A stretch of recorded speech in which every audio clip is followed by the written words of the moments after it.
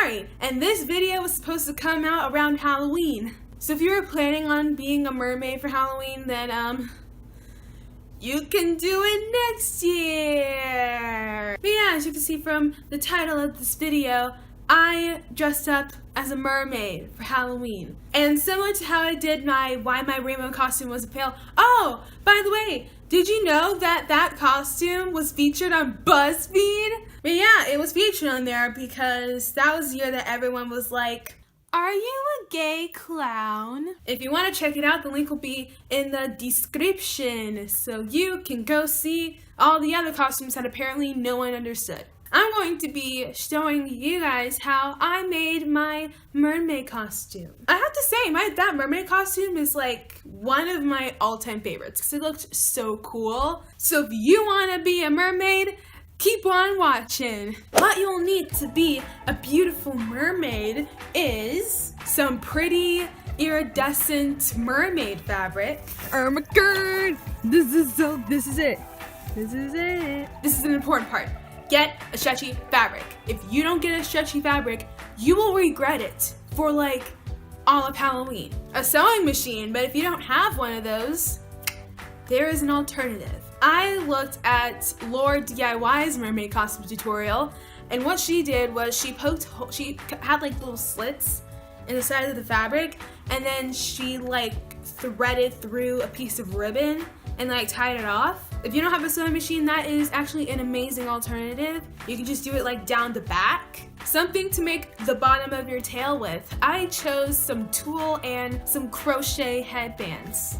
If you're not going to school or church, or you are absolutely positively confident with your body, then get a bra. I had to go to school on Halloween, and I'm not really scared about my body, so I opted for a tank top. Something that would be really awesome is if you had a swimsuit top.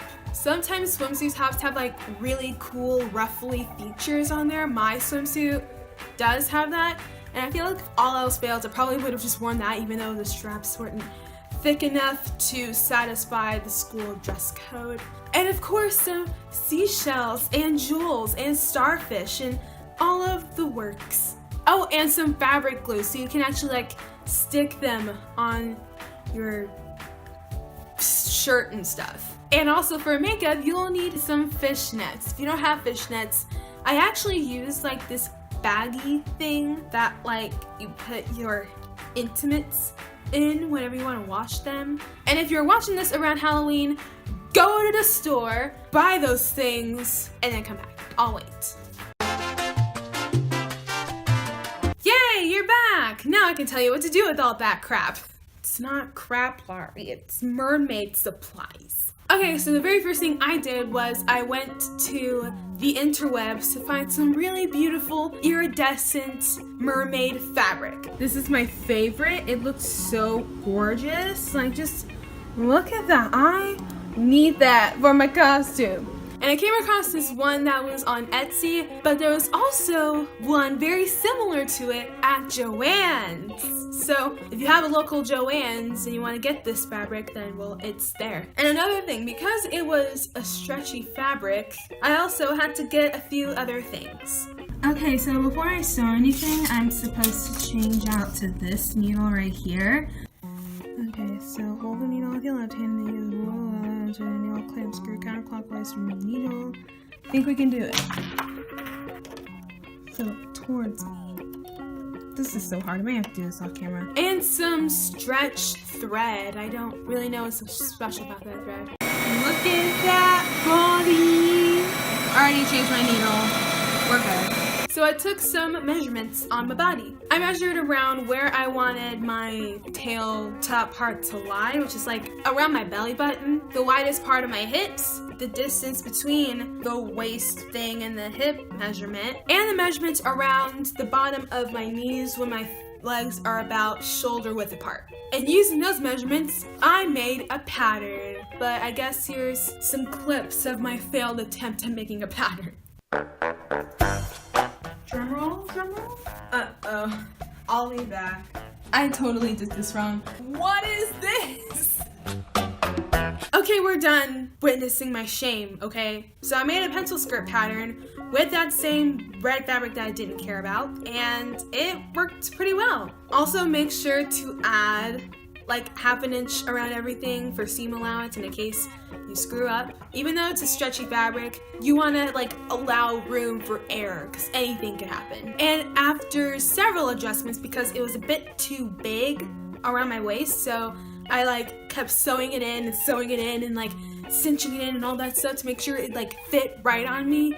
And then I finally ended up with a well-fitted kind of mermaid tail. It also was kind of long, so I did cut the bottom of it to where it was like above my knee. Now they say that knit fabrics are a freaking bitch to sew with, and every time I went to go sew, it like got stuck in the sewing machine. Probably because it's such a thin fabric. Make sure to practice first as well. I took some scraps of fabric that I had and tested out different stitch widths and stitch lengths to see like the perfect combination to where I would be able to like stretch but not have it look so ugly.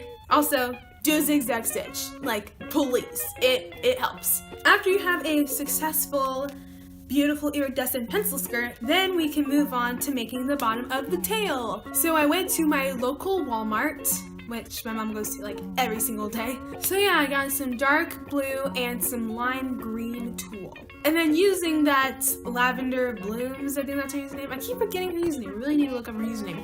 Anyways, I will link her video in the description. Wow, I just realized I'm literally like leaving inspiration from a bunch of videos. I don't know why I'm filming this, but literally you could just be watching their videos on how to do it. But anyways, I like saw her technique and it looked really, really cool, so I'm telling you. So I measured from my knee to the floor, which is about the length of my forearm.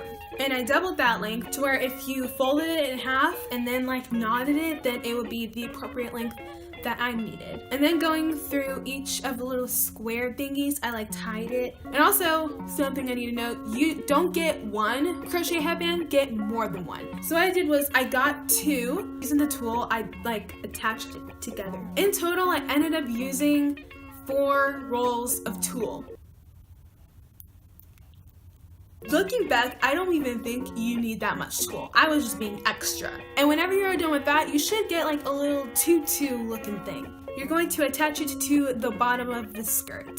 Literally just play around with the skirt until you figure out a way, and then just pin it in place. For freaking mermaid's sake, use a bunch of pins. I tried placing it in my sewing machine. Don't use a sewing machine. You can use fabric glue. I did not have fabric glue at the time and I didn't want to use fabric glue, so I hand sewed it. If you want to sew it instead of gluing it, that's probably the best option for you, just to hand sew it all the way around. It definitely takes some trial and error for you to like figure out the right amount of tulle to use. Next, you need to make the tank top / decorative brassiere. Either go hit up your local beach / ocean, or just go to Michael's. I went to Michael's to get my stuff. And then you're just gonna start gluing it to places. Now because I'm using a 2-dimensional tank top and I have 3-dimensional boobs, most of the gluing that I did, I was wearing it. That way I can account for like the curvature of my boobs and stuff. Oh, don't mind me, I'm just gluing things to my body. However, if you have a bra, it's already shaped for you, so you don't necessarily have to put it on. And then the headband. You don't have to have a headband. If you just so happen to have like mermaidy hair accessories, then definitely go for that. But if not, you'll have to resort to making your own. Now, you can do this in several ways. You could get a headband and just glue stuff on it. You can get a bobby pin and glue stuff on it. You can get like a ponytail holder and glue stuff on it. Finally, we have the makeup and hair. I wanted to wear a wig for my costume. I never got a wig. But if you don't want to get a wig, do what I do and either do a fishtail braid or curl your hair. I didn't feel like doing that, so I just did a fishtail braid. I could just tell you how I did my makeup, but there are so many tutorials on the internet on how to do mermaid makeup. And then voila, you are done with your mermaid costume. Yay! Now it's time to talk about what it was like to be a mermaid for a day. First off, let's talk about the shirt. I might have put one too many seashells on there. Putting on the tank top wasn't too horrible, but taking it off, I literally could not take it off without my mom's help. I really thought that with my mermaid tail, the main concern would be people stepping on it. No one stepped on it, thank goodness, but there are 3 floors at my school, which means I had to go up and down stairs. Going down the stairs was no problem. Going down the stairs was really, really easy. Going up the stairs, I couldn't like lift my legs properly, so in order for me to get up the stairs, I had to like put my knees together and just waddle up.